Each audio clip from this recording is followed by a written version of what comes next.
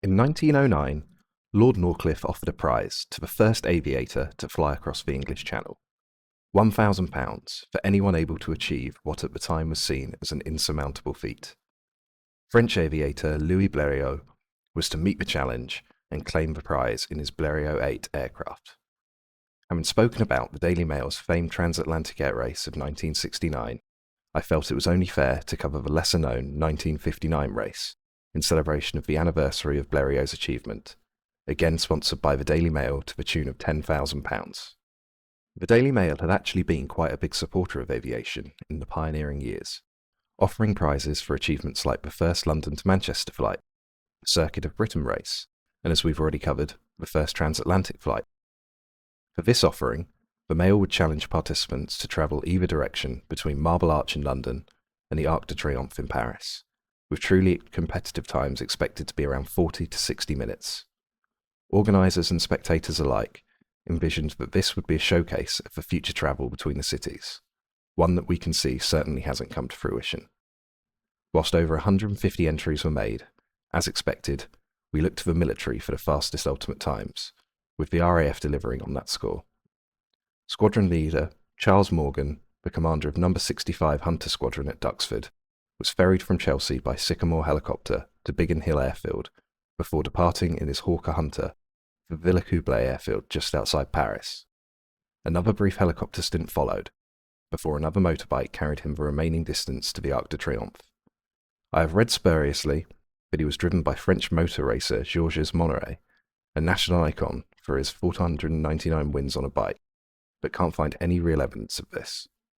Regardless, as he leapt off the bike, he clocked in a time of 40 minutes and 44 seconds, both a winning time and an enviable one in the current day. XL568, the Hunter T7 used in the effort, actually survives today at Cosford Museum. This route of a motorcycle/helicopter to and from Chelsea and Biggin Hill would be the most commonly used routing for competitive times, with the RAF's third placing time also following the same route. One French entrant had been intending to do the reverse, departing Villacoublay for Biggin Hill. Paulette Duval was a mercurial character, known in her life as an aviator, actress, model, parachutist, pretty much having a crack at everything, breaking a number of records in the process. In later life, she retired herself to Gabon, where she took up residence in the forest, before returning to public life as a nightclub owner. Her attempt in the race took a suitably bizarre turn, when the French pilot of their Vautour aircraft mistook the runway at Kenley for Biggin Hill. Kenley had a much smaller runway, not particularly suited to the French fighter bomber, and with the jet needing hoisting back onto the tarmac, any hopes for Duval were shattered, along with the Vautour's landing gear. As is always the case, the race attracted a number of interesting entries, with one ambitious punter departing Marble Arch on rollerblades, and accurately underestimating, "I don't expect to reach Paris today."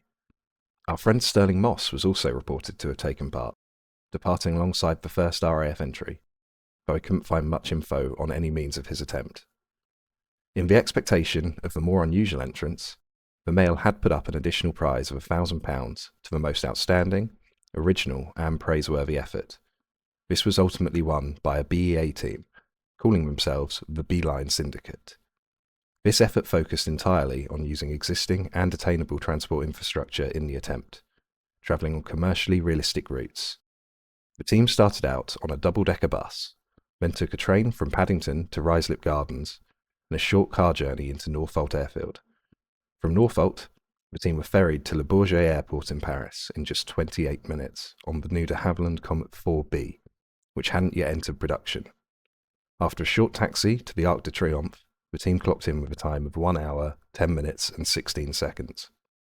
The race was set against a backdrop of a number of challenges facing international travel, with worsening traffic heightening the time between airports and city centres, and increasing immigration and customs challenges.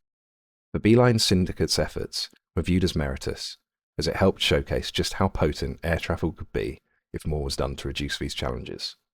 Ultimately, whilst we never saw the spectators' visions of 40-minute travel to Paris come to fruition, the race was still a reminder of the sheer pleasure of adventure that brought Blériot to those early rises in his quest of 1909.